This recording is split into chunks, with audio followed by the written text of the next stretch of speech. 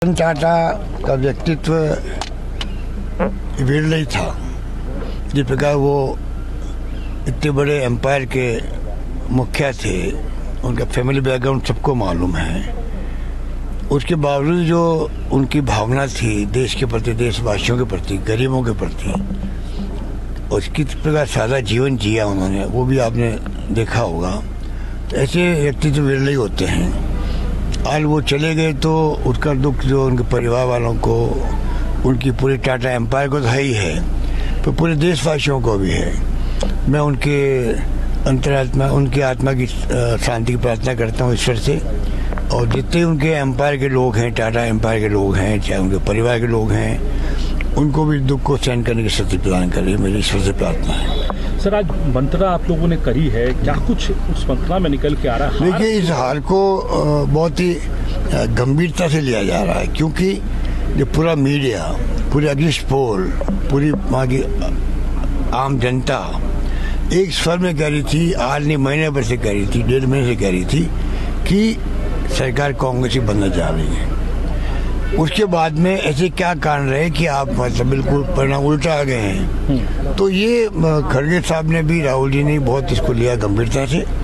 इसीलिए आज जो सीनियर ऑब्जर्वर्स थे और जो AICC के दोनों सचिव थे, उन सबको बुलाया गया, बातचीत करी गई, खुल के बातचीत हुई। बाबूलाल जी जुड़े वहाँ से, गुजरात से, तो कम से कम डिस्कशन अच्छे ढंग से हुआ है। और अब वेणुगोपाल जी आपको बताएंगे किस प्रकार आगे फॉलोअप होगा इसका। तो मैं समझता हूँ कि तय तक जाना जरूरी है।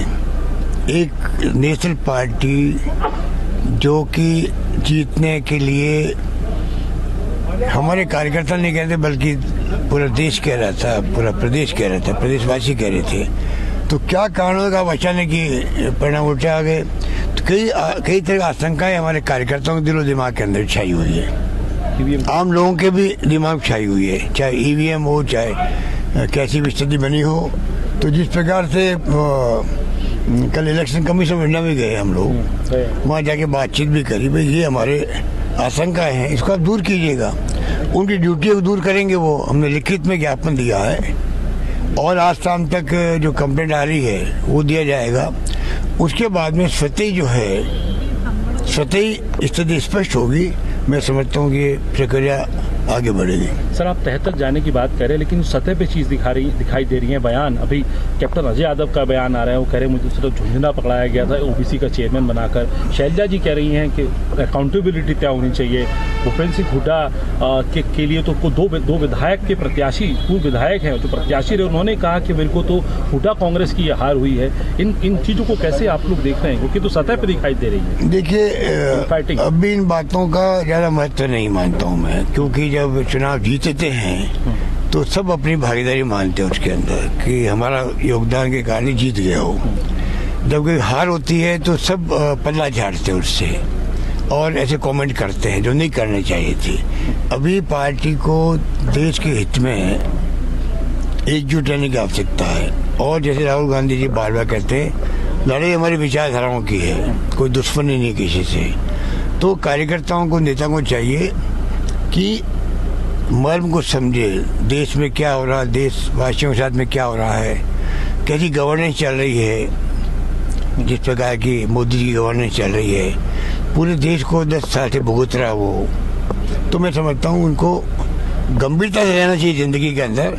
हार के वक्त में ज़्यादा एकजुटता दिखानी चाहिए। आखिरी सवाल सर, आपके सहयोगी दल जो वो भी कह रहे हैं, शिवसेना ने कहा कि कांग्रेस जहाँ सीधी लड़ाई लड़ती है हार रही है, और आम आदमी पार्टी कह रही है हमें नहीं फैक्टर मान रहे थे कांग्रेस के लोग, देखिए ये हाल हुआ।